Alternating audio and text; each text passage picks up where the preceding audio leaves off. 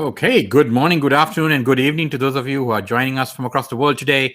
We are delighted to have with us Kwame Christian, Director of the American Negotiation Institute, a lawyer at Carlisle, Patchen, and Murphy, and the host of the world's most popular negotiation podcast, Negotiate Anything.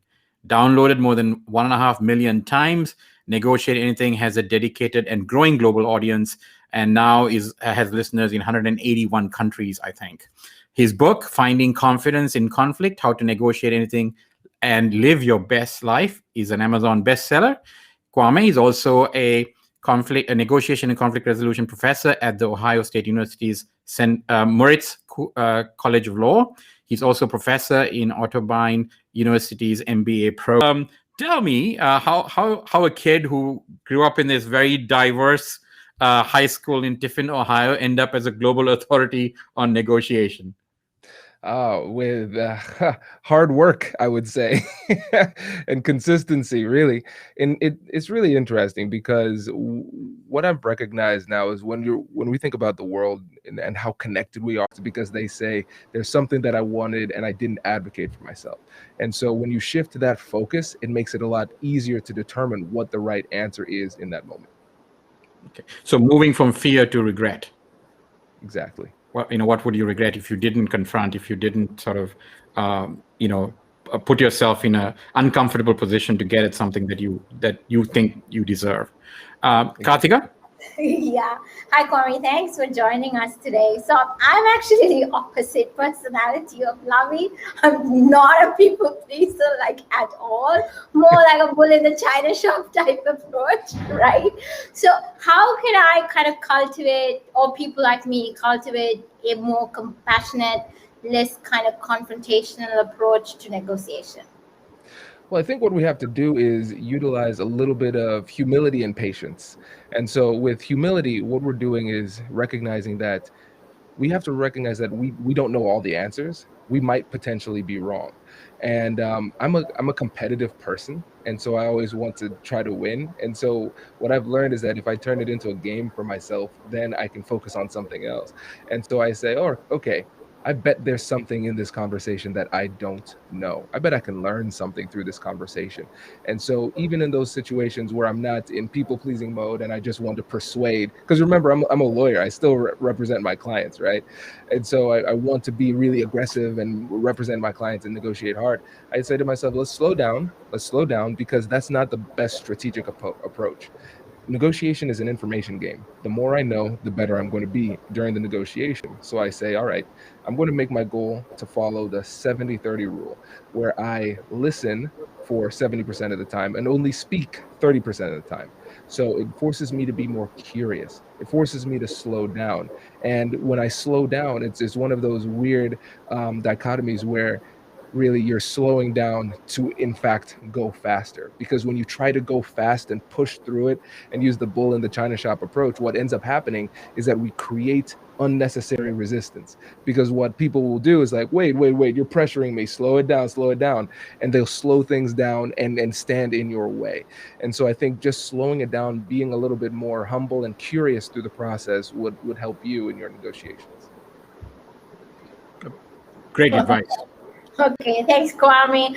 So I do have a follow-up question, because you kept speaking, I think, in one of your TED Talks about how, the brain hasn't kept up with the whole evolution, and, how we're kind of behind in that sense, right? And that you spoke a little bit about the fight, flight, and freeze responses, which, Daniel Goleman calls the amygdala hijack, right? So in those kind of situations, how can we rewrite and reprogram our animal instincts to sort of become a successful negotiator? It's really tough. And so I want to make it clear, this isn't easy. And so what I tell people is that when you're a good negotiator, when you're good at resolving conflict, you have a series of unnatural responses for these situations. So think about it. So if somebody is being aggressive and disrespectful for you, the natural human response isn't to slow down and ask questions and be respectful and compassionate. That's not a normal human thing to do. And so we have to learn to override that. And so really, what we need to do is we need to create habits habits of engaging and habits of engaging in a meaningful way. And so what I tell people is that every single interaction we have is a practice opportunity. So I'm married, I have a son, a 5-year old, and so I look at every single interaction, whether it's with my family, my friends, as a negotiation practice session. This is an opportunity to practice my skills. Because think about it, I'm a Caribbean American. I know how my Caribbean family was when it came to discipline and authority. There was no negotiation. There was do what I say and do it faster, right? But I say, listen, okay, so I'm going to take this as an opportunity to teach Kai effective communication skills and as an opportunity for me to practice my framework too. I'm going to see if I can make him make the right decision. I know I have the power and authority to force him to do it, but I want him to come to that conclusion himself. And so when I do this every day in all of my interactions, it makes it so much easier to do it in the heat of the battle when I'm in a really high level negotiation. I think you bring up a very interesting point, which I think people don't realize. So I think people wait for that big deal to come, or that tough situation when they have to sort of, okay, now I'm going to learn how to negotiate, and sort of read up and watch a couple of YouTube videos and go there, right? I mean, so from what you're saying is that you got to make this almost second nature, right? You practice makes perfect, just like most everything in life. So what you're saying is, hey, even the smallest opportunities that you have, whether it's with your 5-year-old or with your wife or your friends, practice this negotiation. And I think you use the term compassionate curiosity to sort of as a tool, so that you put that into practice more often than not, so that when you do have the opportunity to negotiate on the big deal or the promotion or whatever else is seriously going to impact your future or your life, you're ready. I mean, at least you've got the basic skills down. So that's a very, really good point that you made. Yeah. Switching through, I was just wondering, I think, something that I always sort of, wonder about, living in different parts of the world. Kwame, do you believe that there are sort of significant nuances and or differences when you add things like, race and gender and sexual orientation, national origin, culture, all the other things into this negotiation mix, right? So do you need to make allowances for those things when you are negotiating? 100%. 100%. And it needs to be factored into your negotiation preparation.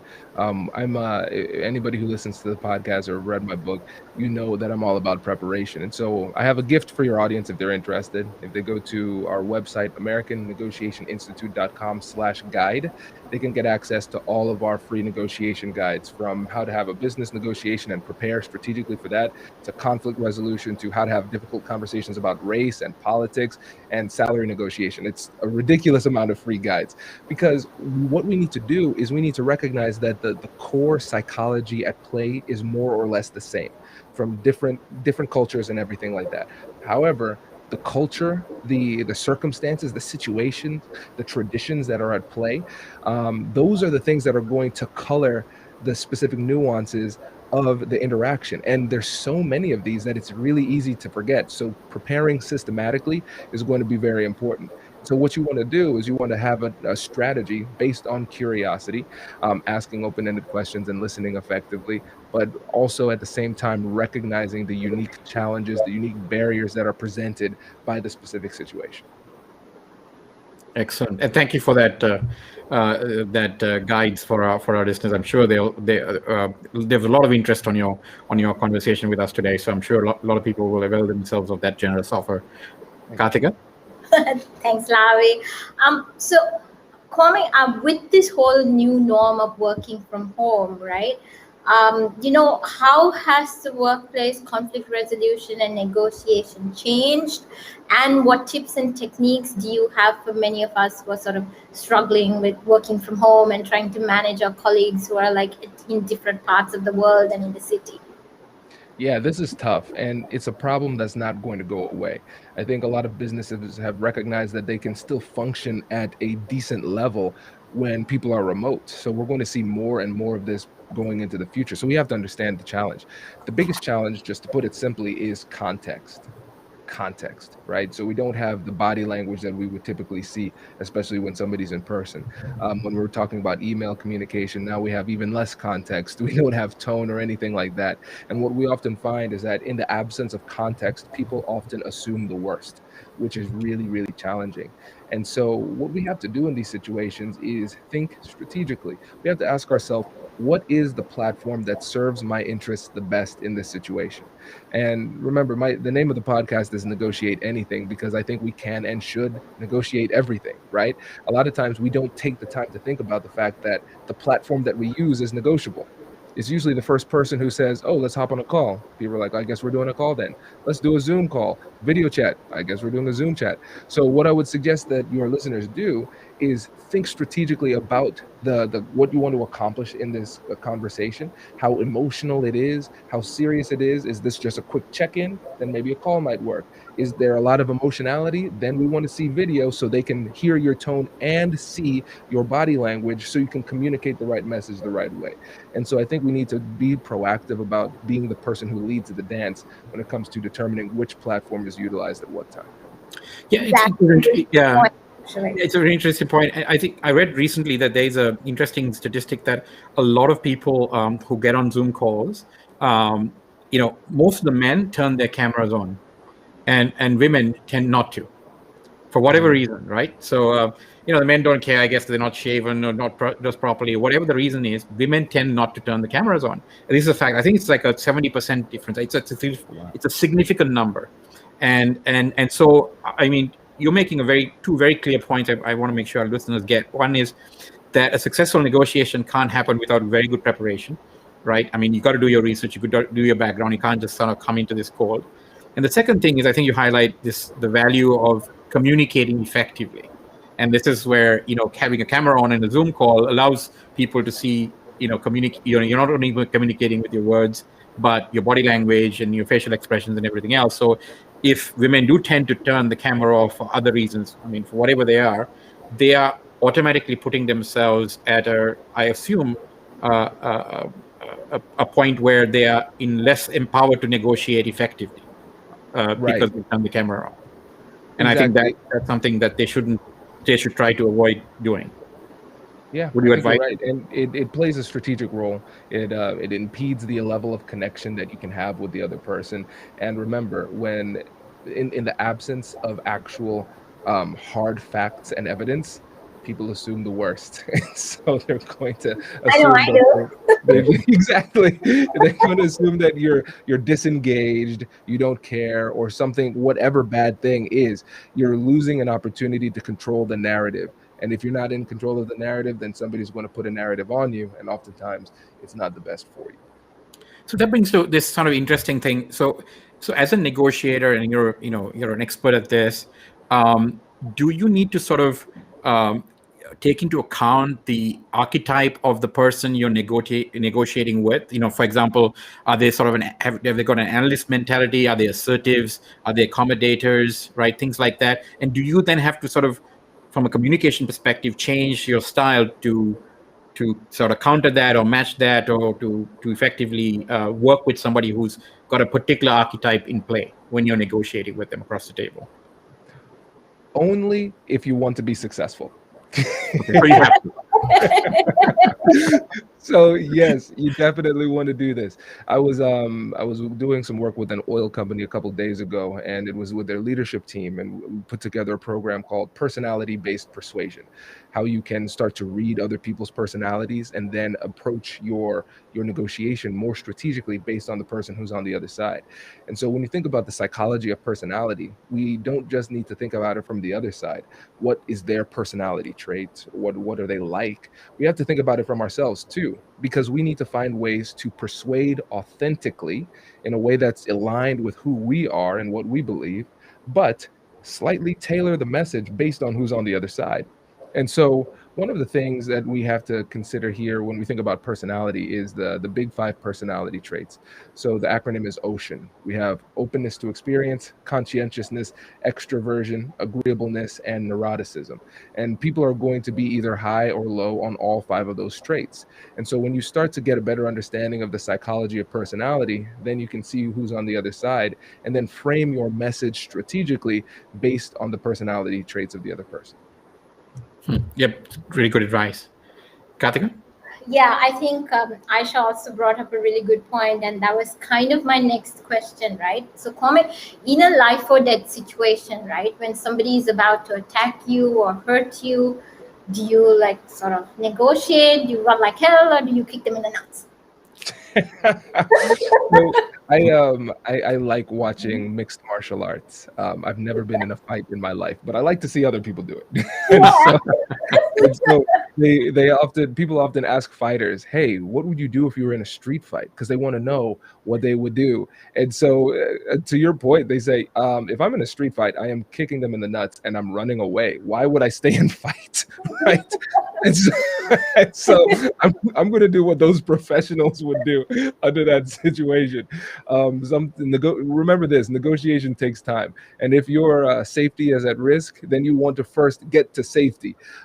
Usually, I'm a diplomacy first kind of guy, but if it's a situation where somebody has clearly declared war, I'm going to adjust my approach. So Yeah. let me, sorry, Lavi, Go ahead, go ahead. asking a follow-up question. So I know women face this a lot of like harassment, sexual assault in like offices, even on like Zoom calls and things like that.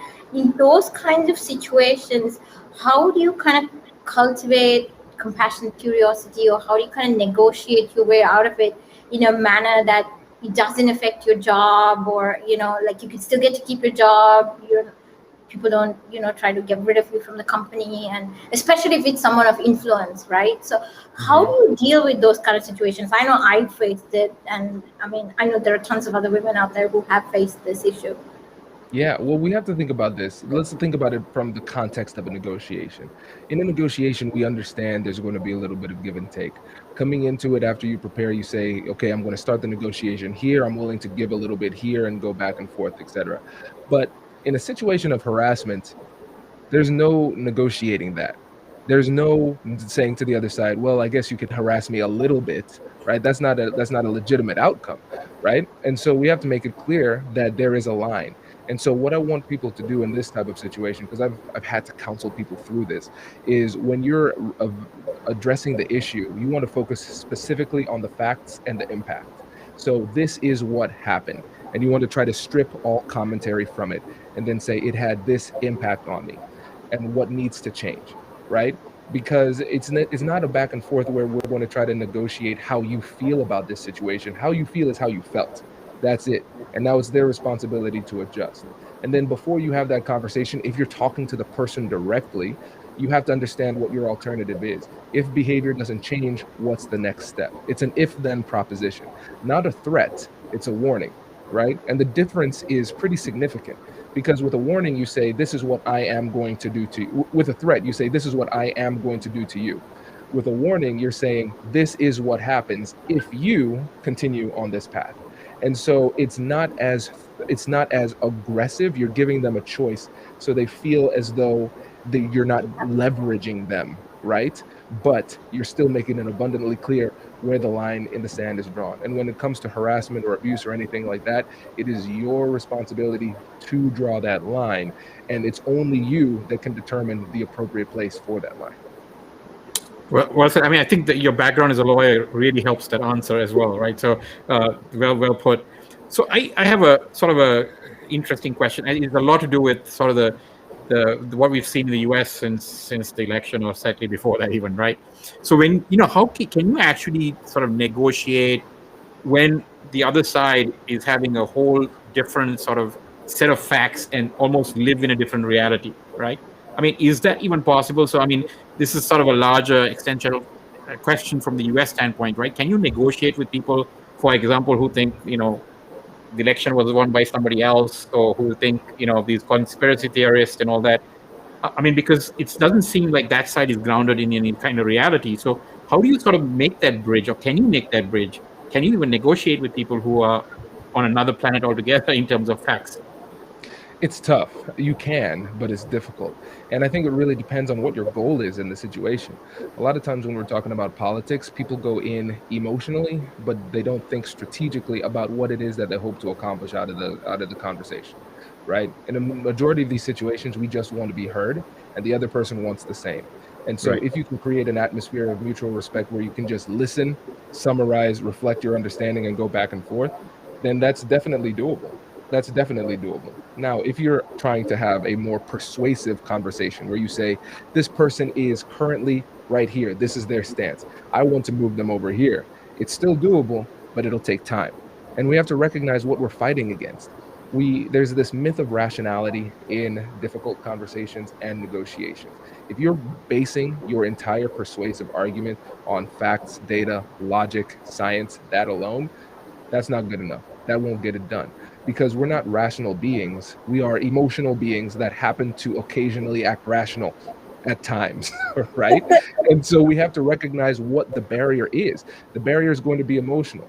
Aligned with this group politically speaking. All right. There's a little bit of tribalism happening. People like me believe this. When we're talking about politics, it's really talking about two issues. It's about identity and morality. What does it mean to be a good or bad person, and who I am as a person? That's why in the US, people don't say I tend to vote Democrat or I tend to vote Republican. They say I am Republican or I am a Democrat, right? And so we're not dealing with facts yet. We're dealing with things that are deeply rooted in our human psychology.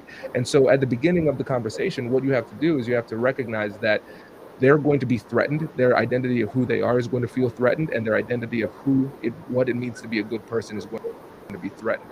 And so we're intuitive, but what you need to do is you need to reaffirm the relationship at the beginning and let them know that you see them as a good person and that you respect what they believe. That's what they're really talking about. The different issues of the day are really proxy wars for morality and identity. And once they feel content in the fact that you see them as a good person, then they're going to be a little bit more flexible on those facts, right? They're going to be a little bit more flexible on those specific positions. But the thing is, that's going to be a barrier. Those emotional things are going to be a barrier until they're acknowledged and addressed. And that's why a lot of these conversations, we start throwing facts at the other side, and then they throw alternative facts towards us. And the conversation breaks down because you're like, I cannot, this person's crazy. Not that they're crazy, it's that they're emotionally invested in their perspective. Once you address that emotional stance, then it becomes a lot easier to have a higher level conversation on the substantive issues. So I think that, I mean, brilliant. So, I mean, one thing that I mean, obviously that was a very extreme example, right, of this thing where, you have one set of facts, another set of facts.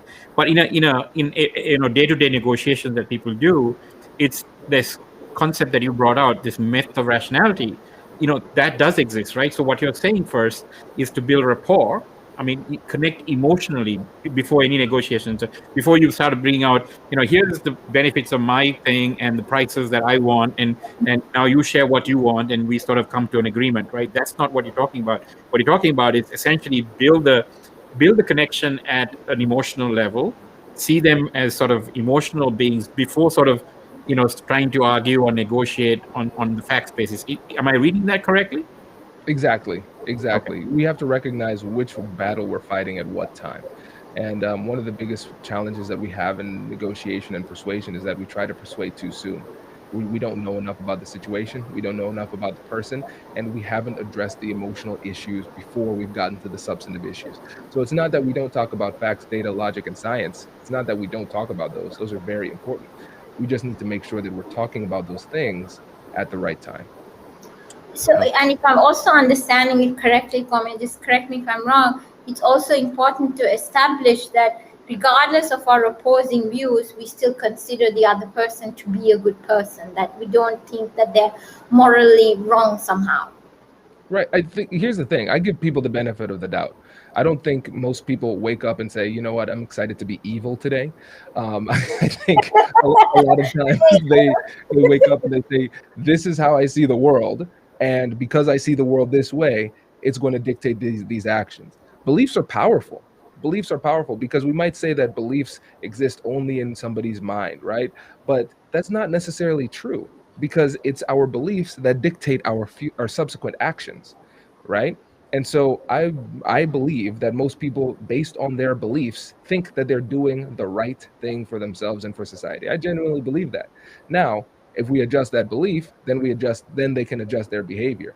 But if you attack the person and say you're a bad person, the only answer they have is no, I'm a good person. I have never seen a conversation where somebody's like, you are a bad person, and you're like, you know what, I am evil, you got me, right? That's just, it's not it's not, it is not a reasonable path to victory in these conversations. So let me ask a follow-up question, Lave, if you don't mind. Please. So I find that perfectly rational human beings who you have friendly rapport with and everything, when it's political, it becomes completely charged up and really revved up with people practically, fist cuffing against each other. Why does that happen? Why is politics bring out almost like such animalistic instincts in us? I mean, let's stick with that word, animalistic, right? As when we come down to our base human psychology, we're tribal by nature. And when we think about tribalism, what that means is that there is an irrational preference to people who are like us, people who we consider to be in our tribe. And so then along with that is that there is an animalistic level of aggression towards people who you think are threatening your tribe. And so what ends up happening is once the person feels threatened, when their identity and morality feels threatened, it reaches a heightened level of emotionality because they view it as an existential threat. Right? It's really interesting. The psychology, what happens beneath the surface, they're going to actually process this threat as if it is a threat to their life, their livelihood, because they see it as a threat to who they are. And so other issues, when we talk about money, when we talk about what is the right decision to have at work, yes, your emotions are going to take hold. But usually in those conversations, the issues of morality and identity are not threatened. They're not core and central to the discussion. But when it comes to politics, race, religion, those type of conversations, that's when you get to those core fundamental values. And when people feel as though those are threatened, then they reject it as an existential threat, and they're going to be heightened levels of emotionality and aggression. Okay. So in the short time we have left, I know you have to rush, Kwame. Can you sort of give our viewers an idea of what you mean by compassionate curiosity? I mean, how would you actually use that as a tool? Yes. So the compassionate curiosity framework is a framework for having your difficult conversations that is designed to be applicable widely. So you can use it at work, you can use it at home. So I use it with opposing counsel in my legal negotiations. I use it with my wife and my son at home. And so it's really, really powerful. Step one is acknowledge and validate emotions.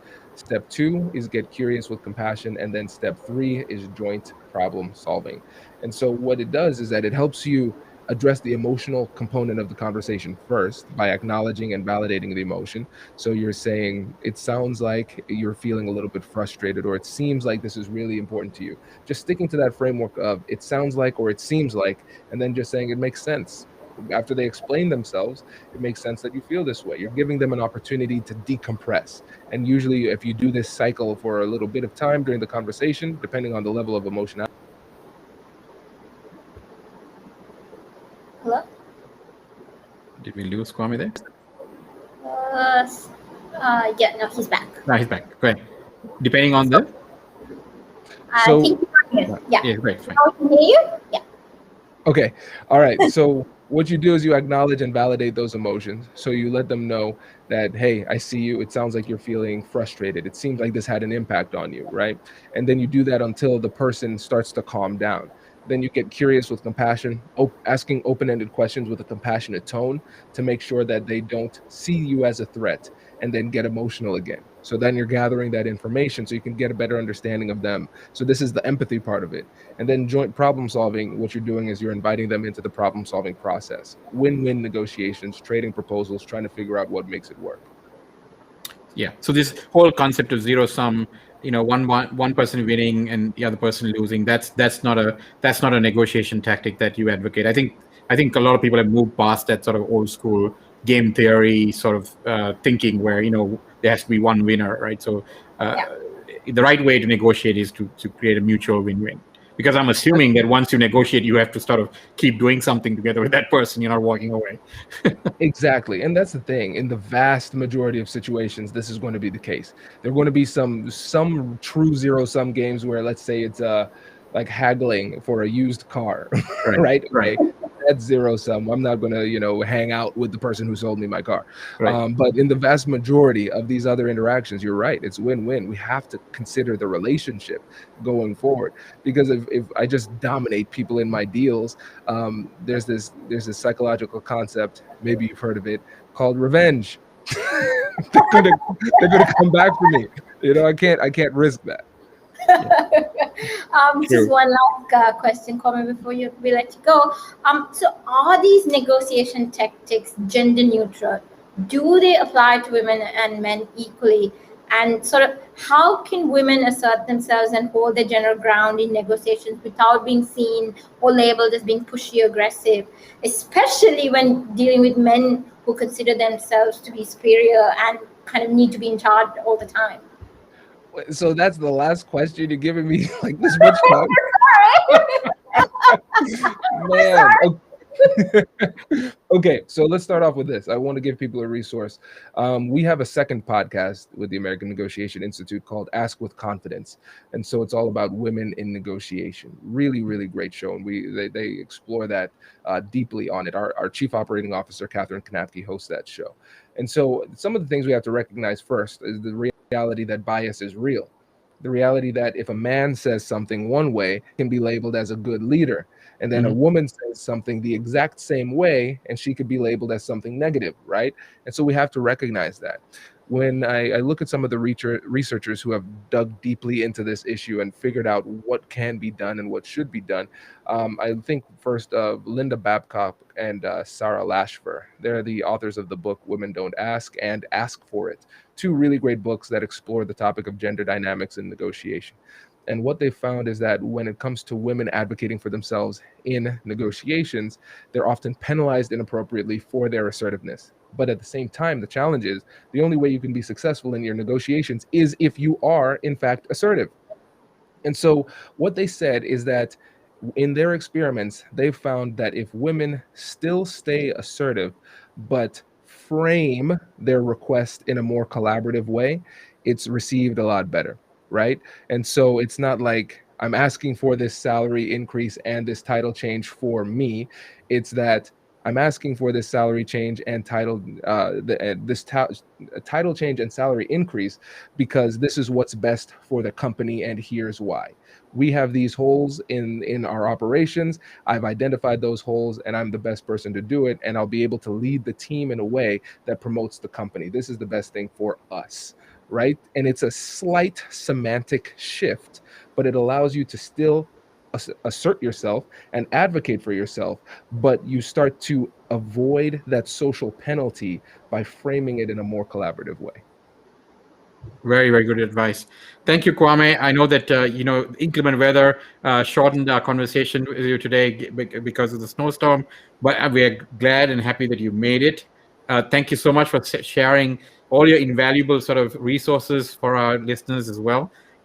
Thank you so much. It has been interesting, short, but very interesting, insightful conversation. Thank you so much for joining us today, Kwame.